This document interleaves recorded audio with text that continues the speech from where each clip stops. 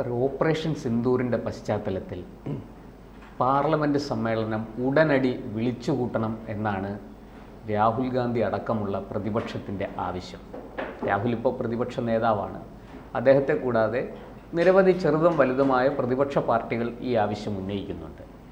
ഇതിൻ്റെ പുറകിൽ ഇങ്ങനെ പാർലമെൻറ്റ് സമ്മേളനം ഉടനടി വിളിച്ചുകൂട്ടണം എന്നാവശ്യപ്പെടുന്നതിൻ്റെ പുറകിൽ എന്തെങ്കിലും ദുരുദ്ദേശമുണ്ടോ? കാരണം ജൂണിൽ ഇപ്പോൾ വർഷകാല സമ്മേളനം ആരംഭിക്കാനിരിക്കുകയാണ്. എന്നിട്ടും എന്തിനാണ് രാഹുൽ ഗാന്ധിയും കൂട്ടരും ഈ പാർലമെൻറ്റ് സമ്മേളനം ഉടൻ വിളിച്ചുകൂട്ടണം എന്ന മുറവിളി ഉയർത്തുന്നത്? അങ്ങ് ഒറ്റ പ്രസ്താവന 2-3 ചോദ്യങ്ങൾ പറഞ്ഞു. അതിലാദ്യം ഞാൻ പ്രതികരിക്കാൻ വിചാരിക്കുന്ന കാര്യം, രാഹുൽ ഗാന്ധി പ്രതിപക്ഷ നേതാവാണെന്ന് പറഞ്ഞതാണ്. ഭാരതത്തിന് അങ്ങനെ ഒരു ദുരന്തവും ഉണ്ടായിരിക്കുന്നു. AK ഗോപാലനും ആ സ്ഥാനത്തിരുന്നു. ലാൽകൃഷ്ണ അഡ്വാനി, അടൽ ബിഹാരി വാജ്പേയി, സുഷമ സ്വരാജ്, കേരളത്തിൽ CM സ്റ്റീഫൻ, ഇങ്ങനെയൊക്കെ ഇരുന്ന പ്രമുഖരായ ആളുകൾ ഇരുന്ന കസേരയിൽ രാഹുലിനെയും കാണേണ്ടി വരുന്നത് ഭാരതത്തിൻ്റെ ഏറ്റവും വലിയ ദൗർഭാഗ്യകരമായ ഒരവസ്ഥയാണ്. ഒരു ദുര്യോഗമാണെന്ന് ഞാനൊരൊറ്റ കാര്യം മാത്രം പറയാം. അങ്ങേക്ക് സമയം കിട്ടുമ്പോൾ 26/11 ആ ഇൻസിഡൻ്റ് ഉണ്ടല്ലോ, മുംബൈ ഇൻസിഡൻറ്റ്. ആ മുംബൈ കൂട്ടക്കൊലയ്ക്ക് ശേഷം ലോകസഭ കൂടിയപ്പം അന്നത്തെ പ്രതിപക്ഷ നേതാവായിരുന്ന ലാൽകൃഷ്ണ അഡ്വാനിജി ഒരു പ്രഭാഷണം നടത്തുന്നുണ്ട്. അതൊന്ന് കേട്ട് നോക്കണം. ലോകസഭയിലും ഒരു ബഹളവുമില്ല, പിൻ ഡ്രോപ്പ് സൈലൻസ് ആണ്. എല്ലാവരും കേട്ടുകൊണ്ടിരിക്കുക. കാരണം ഒരു ക്രൈസിസിനെ നേരിടുന്ന ഘട്ടത്തിൽ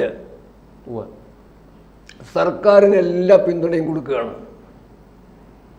ഇത് തന്നെ വാജ്പേയിജി 71 യുദ്ധത്തിൽ ഇന്ദിരാഗാന്ധിയെ ദുർഗയെന്ന് വിളിച്ചെന്നൊക്കെ പറയുന്നത് കള്ളത്തരവാണ്. അങ്ങനെ വിളിച്ചിട്ടില്ല എന്ന് അദ്ദേഹം തന്നെ പറഞ്ഞിട്ടുണ്ട്. എങ്കിലും പിന്തുണ കൊടുക്കുന്നതിൽ ഒരു ലോഭവും കാണിച്ചിട്ടില്ല. 62 യുദ്ധത്തിന് ജവഹർലാൽ നെഹ്റുവിനെ കമ്മ്യൂണിസ്റ്റുകാർ പോലും ചാരന്മാരായി, ചൈനയുടെ ചാരന്മാരായി പ്രവർത്തിച്ച കാലത്ത് ജനസംഘവും രാഷ്ട്രീയ സ്വയംസേവക സംഘവും, ഓർക്കണം, 1947 ഒരു ചർച്ചയിൽ ജവഹർലാൽ നെഹ്റു പറഞ്ഞതാണ്, I will see to it that the ideology of RSS and those who are behind it are finished. RSS നിന്നും അതിനെക്കുറിച്ച് ചിന്തിക്കുന്നവരെയും ഇല്ലായ്മ ചെയ്യുന്നു ഞാൻ ഉറപ്പുവരുത്തുമെന്ന് പറഞ്ഞു. അന്ന് ശ്യാമപ്രസാദ് മുഖർജി എന്നൊരു മറുപടിയുണ്ട്, അങ്ങനെ ഇല്ലായ്മ ചെയ്യുമെന്നുള്ള അങ്ങയുടെ മനോഭാവത്തെ ഞങ്ങൾ ഇല്ലായ്മ ചെയ്യുമെന്ന്. അവിടെയും കറക്ഷൻ ആഗ്രഹിച്ചത്. അപ്പോൾ ഞാൻ പറഞ്ഞു വന്നത്, പ്രതിപക്ഷമെന്നും ഭരണപക്ഷത്തിന് രാജ്യത്തെ ഒരു പ്രശ്നം വരുമ്പം, പ്രതിസന്ധി ഉണ്ടാകുമ്പോൾ, പണ്ട് കൗരവരും പാണ്ഡവരും പൊതുശത്രുക്കളുടെ മുമ്പിൽ 105 പേരും ഒന്നിച്ച് നിൽക്കുമെന്ന് പറഞ്ഞതുപോലെ നിൽക്കുന്നൊരു ജനാധിപത്യ സമ്പ്രദായമാണ് ഭാരതത്തിൽ ഉത്തരവാദിത്വമുള്ള രാഷ്ട്രീയ പാർട്ടികൾ പ്രതിപക്ഷത്തിരുന്ന കാലത്ത് കാണിച്ചിട്ടുള്ളത്. എന്നാൽ രാഹുൽ ഗാന്ധിയും കമ്മ്യൂണിസ്റ്റ് പാർട്ടിയും ഈ 2 കൂട്ടരെയും ആ കൂട്ടത്തിൽ ഒന്നിച്ചു കൂട്ടി പറയേണ്ടവരാണ്. അവരെന്നും പാർലമെൻറ്റിനെ ഉപയോഗിച്ചിട്ടുള്ളത് ഒരു യുദ്ധ പരിസ്ഥിതി ഉണ്ടായാൽ അവിടെ ചർച്ച ചെയ്യാണ്ടാത്ത വിഷയങ്ങൾ ചർച്ച ചെയ്ത് ശത്രുവിനെ സഹായിക്കണം. ഇതാണ് അവരുടെ അടിസ്ഥാനപരമായ ലക്ഷ്യം. ഞാൻ നേരിട്ട് വിഷയത്തിലേക്ക് വരാം. ഇപ്പോഴും ചർച്ച വേണമെന്ന് ആവശ്യപ്പെട്ടിരിക്കുന്നത് ഇന്നത്തെ ദേശാഭിമാനി നോക്കിയാൽ കാണാം, 16 പാർട്ടികൾ ആവശ്യപ്പെട്ടെന്നാണ് പറഞ്ഞിരിക്കുന്നത്. പാർലമെന്റ് സമ്മേളനം വിളിച്ചേ തീരൂ, 16 പാർട്ടികൾ ആവശ്യപ്പെടുന്നു. ഈ 16 പാർട്ടികൾ ആരൊക്കെയാ? 1-2 ലോകസഭ MP-മാർ, ഒന്ന് കേരളത്തിൽ നിന്ന്, ഒന്ന് തമിഴ്നാട്ടിൽ നിന്ന്. മാത്രമുള്ള CPIM, പിന്നെ എവിടുന്നോ ഒരു സീറ്റ് അങ്ങോട്ടുള്ള രാജസ്ഥാനിൽ നിന്ന് അങ്ങോട്ടുള്ള CPI, 2 സീറ്റുള്ള മുസ്ലിം ലീഗ്, ഇതെല്ലാം കൂടെ കൂടിച്ചേരുമ്പോഴാണ് 16 ആവുന്നത്. അതെ, നാട്ടിലെ ഒരു 16 അടിയന്തരത്തിലുള്ള ആൾ പോലും ഇല്ല.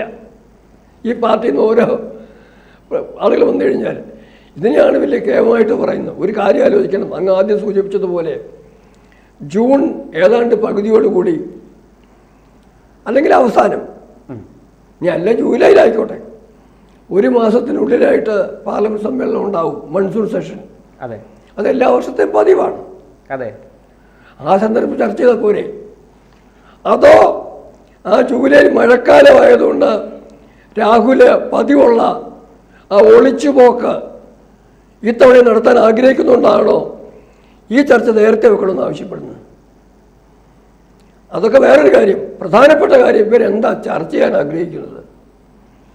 ഇവർ ചർച്ച ചെയ്യാൻ ആഗ്രഹിക്കുന്നത് ഇപ്പോഴും പോസ് ചെയ്ത് മാത്രം നിർത്തിയിരിക്കുന്ന ഓപ്പറേഷൻ സിന്ദൂറിൻ്റെ ഓപ്പറേഷണൽ സീക്രട്സ്, ആ രണതന്ത്ര രഹസ്യങ്ങളും രണതന്ത്രത്തിൻ്റെ പ്രയോഗത്തിലെ രഹസ്യങ്ങളും വിജയപരാജയങ്ങളും ലാഭനഷ്ടങ്ങളും ഒക്കെ വിശകലനം ചെയ്യണം.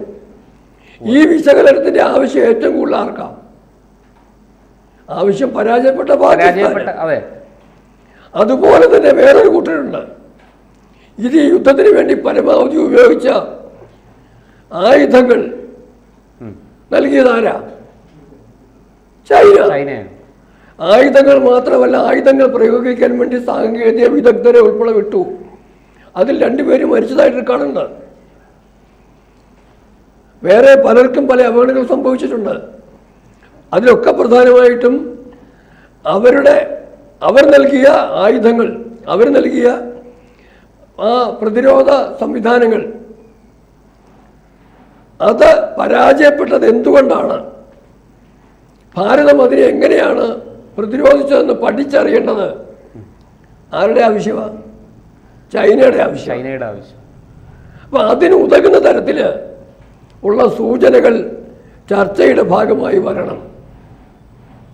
ചില സന്ദർഭങ്ങളിൽ വെല്ലുവിളിച്ച് പ്രകോപനപരമായി സംസാരിച്ച് അങ്ങനെ പുറത്തു വന്നാൽ പോലും മതി. അതെ, അങ്ങനെ പുറത്തു വരാൻ വേണ്ടിയാണ് നേരത്തെ ആ ചൈനയുടെ ഓപ്പറേഷൻ ലഡാക്കിലുണ്ടായപ്പോഴും ഇത് തന്നെയാണ് പറഞ്ഞത്. ഇതേ തരത്തിൽ ഭാരതം വിജയിച്ച ആ സന്ദർഭങ്ങളിലൊക്കെ പ്രകോപനം ചെയ്ത കാര്യങ്ങൾ പറഞ്ഞ് പുറത്തു വരുത്താൻ വേണ്ടി ചർച്ചയിലേക്ക് കടക്കണം. ചർച്ചയിലേക്ക് കടന്നു കഴിഞ്ഞാൽ അവിടെ ചർച്ച ചെയ്യാനിരിക്കുന്ന ആളുകൾ എല്ലാ MP-മാര് ബഹുമാന്യരാണ്, സമ്മതിക്കുന്നു. അതേ സമയത്ത് തന്നെ ഇന്നത്തെ ഒരു വാർത്തയുണ്ട്. രാജസ്ഥാനിലെ ഒരു MP-യുടെ പ്രൈവറ്റ് സെക്രട്ടറി ആയിട്ടിരുന്നയാളിനെ പാകിസ്ഥാൻ്റെ ചാരനാണെന്ന് പറഞ്ഞ് പിടിച്ചു കഴിഞ്ഞിരിക്കുന്നു. ഈ സംഭവം പല രാഷ്ട്രീയ നേതാക്കന്മാരുമായും ബന്ധപ്പെട്ട് ഉണ്ടാകാവുന്ന കാര്യവുമാണ്. അതിന് ഇല്ലെന്ന് തന്നെ വെച്ചു. എങ്കിൽ പോലും സുതാര്യമായ ഒരു ചർച്ച, ഒന്നാമത് ഓപ്പറേഷണൽ സീക്രട്സും കാര്യങ്ങളും ഒന്നും ചർച്ച ചെയ്യേണ്ട കാര്യമില്ല. അതൊരു ഒരു രാജ്യത്തുള്ള രീതിയല്ല. ഞാൻ ചോദിക്കട്ടെ, ചൈനയിൽ 62-ലെ യുദ്ധത്തെക്കുറിച്ചുള്ള വിശദമായ ചർച്ച ചൈനയുടെ സമാനമായ സഭയിൽ എന്നാ നടന്നതെന്ന് ഈ സഖാക്കളും രാഹുൽ ഗാന്ധി ഒന്ന് പറയട്ടെ. വേണ്ട, അമേരിക്കയിൽ എങ്ങനെ ചർച്ചയുണ്ടോ? വേറെ ഒരു രാജ്യത്തും, റഷ്യയിലുണ്ടോ, ഉക്രൈനിലുണ്ടോ? എങ്ങുമില്ലാത്ത ചർച്ച വേണമെന്ന് പറയുമ്പം അതിന് ഗവൺമെൻറ് വഴി ഒരുക്കുകയില്ല എന്നുള്ളത് ഉറപ്പ്. അതേ സമയത്ത് തന്നെ ഇതേ പ്രതിപക്ഷ അംഗങ്ങളുടെ MP-മാരെ തന്നെ കൂട്ടിയുള്ള 7 പ്രതി സംഘങ്ങളെ ലോകത്തിൻ്റെ പല ഭാഗങ്ങളിലേക്ക് പറഞ്ഞു വിട്ടപ്പം പറയേണ്ട കാര്യങ്ങൾ അവർക്ക് ബ്രീഫ് ചെയ്ത് കൊടുത്തിട്ടുണ്ടല്ലോ. എൻ്റെ അറിവ് ശരിയാണെങ്കിൽ ആ പോയിട്ട് വന്നവരുമായിട്ട് പ്രധാനമന്ത്രി ഒന്നിച്ചിരിക്കാനും പോകുന്നുണ്ട്. അവർ തിരിച്ച് ഭാരതത്തിൽ വന്നു കഴിയുമ്പം 5-ാം തീയതി എന്നാണ് ആദ്യം കേട്ടത്. ഡേറ്റ് എനിക്ക് ഉറപ്പല്ല. എന്തായാലും ഈ MP-മാരൊക്കെ അദ്ദേഹം സംസാരിക്കുന്നുണ്ട്. അപ്പോൾ തീർത്തും സുതാര്യമായി പോകുന്ന കാര്യങ്ങളിൽ ഈ പോരാട്ടം, ഓപ്പറേഷൻ സിന്ദൂർ തുടങ്ങുന്നതിന് മുമ്പ് രാഹുൽ ഗാന്ധിയുടെ സഹോദരിയുടെ ഭർത്താവ് റോബർട്ട് വധേര തൊട്ട് VD സതീശൻ വരെ രാജ്യ താല്പര്യത്തിന് വിരുദ്ധമായി സംസാരിച്ചതിന് ചരിത്രം. അതുപോലെ ഇപ്പം തിരുവൂര സ്ഥാനാർത്ഥി M സ്വരാജ്, നിലമ്പൂര സ്ഥാനാർത്ഥി, ഇവരൊക്കെ പറഞ്ഞു ചരിത്രം നമുക്കറിയാം. അവസാനമായിട്ടൊരു കാര്യം ഞാൻ സൂചിപ്പിക്കുക. അവിടെ ഈ ഒരു പാർലമെൻ്ററി പാരമ്പര്യം രാഹുൽ ഗാന്ധിയുടെ കുടുംബക്കാർ രാജ്യം ഭരിച്ച കാലത്ത് ഉണ്ടായിട്ടുണ്ടോ? അങ്ങനെയെങ്കിൽ 1984 രാജീവ് ഗാന്ധി ഇന്ദിരാഗാന്ധിയുടെ മരണശേഷം പ്രധാനമന്ത്രി കസേര പിടിച്ചെടുത്തത്. ഞാൻ അങ്ങനെ പറയുള്ളൂ. ആ രാജീവ് ഗാന്ധി ഇന്ദിരയുടെ മരണവുമായി ബന്ധപ്പെട്ട, ഇന്ദിരയുടെ കൊലപാതകവുമായി ബന്ധപ്പെട്ട ആ താക്കർ കമ്മീഷൻ റിപ്പോർട്ട് ലോകസഭ ചർച്ച ചെയ്യണമെന്ന് ആവശ്യപ്പെട്ടപ്പം അന്നത്തെ പ്രതിപക്ഷ കക്ഷികളെല്ലാം, എല്ലാവരും, എൻ്റെ അറിവ് ശരിയാണെങ്കിൽ മുസ്ലിം ലീഗ് ഉൾപ്പെടെ, അന്നത്തെ കമ്മ്യൂണിസ്റ്റ് പാർട്ടികൾ ഉൾപ്പെടെ എല്ലാവരും കൂടെ ആവശ്യപ്പെട്ടിട്ടും രാജീവ് ഗാന്ധി ആ വിഷയം, അദ്ദേഹത്തിൻ്റെ അമ്മയുടെ കൊലപാതകത്തിൻ്റെ പിന്നിൽ, ഇന്ദിരയുടെ കൊലപാതകത്തിൻ്റെ പിന്നിൽ ആരൊക്കെയാണെന്ന് ലോകസഭയിൽ ചർച്ച ചെയ്യുന്നതിന് തയ്യാറായിട്ടില്ല.